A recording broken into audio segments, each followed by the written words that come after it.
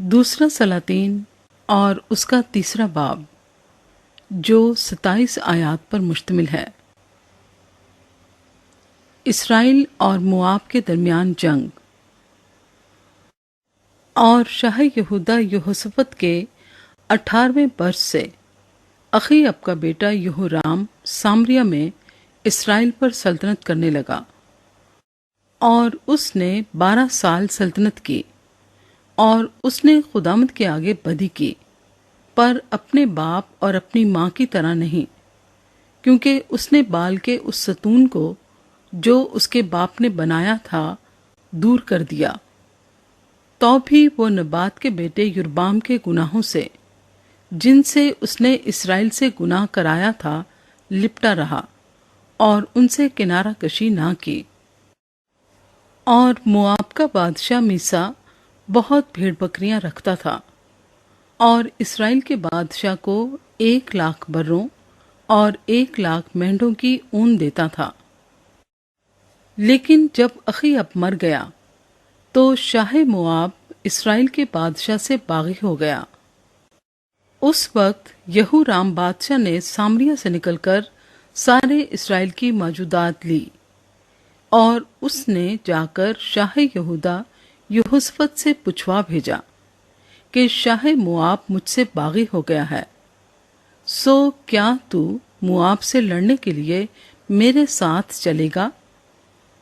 اس نے جواب دیا کہ میں چلوں گا، کیونکہ جیسا میں ہوں ویسا ہی تو ہے، اور جیسے میرے لوگ ویسے ہی تیرے لوگ، اور جیسے میرے گھوڑے ویسے ہی تیرے گھوڑے ہیں۔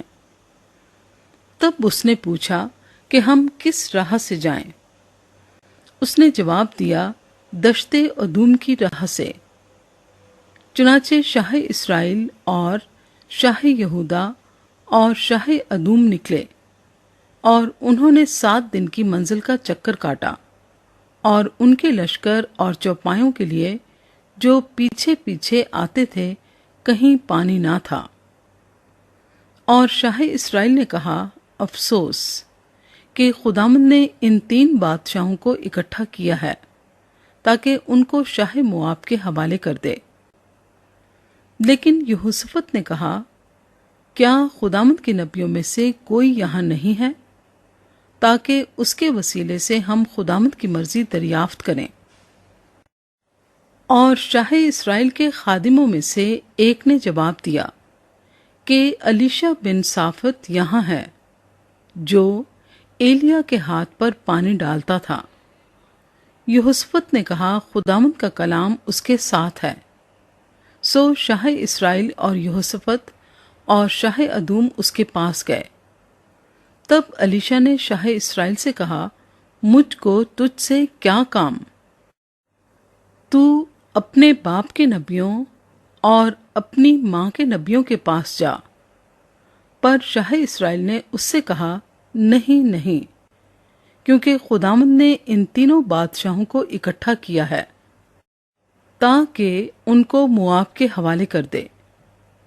الیشا نے کہا، رب الافواج کی حیات کی قسم جس کے آگے میں کھڑا ہوں، اگر مجھے شاہ یہودا یہوشافط کی حضوری کا پاس نہ ہوتا تو میں تیری طرف نظر بھی نہ کرتا اور نہ تجھے دیکھتا۔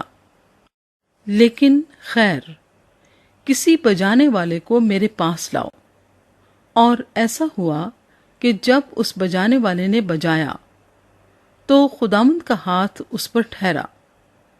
پس اس نے کہا، خداوند یوں فرماتا ہے کہ اس وادی میں خندق ہی خندق کھود ڈالو، کیونکہ خداوند یوں فرماتا ہے کہ تم نہ ہوا آتی دیکھو گے اور نہ می دیکھو گے، تو بھی یہ وادی پانی سے بھر جائے گی، اور تم بھی پیو گے، اور تمہاری مویشی اور تمہارے چوپائے بھی۔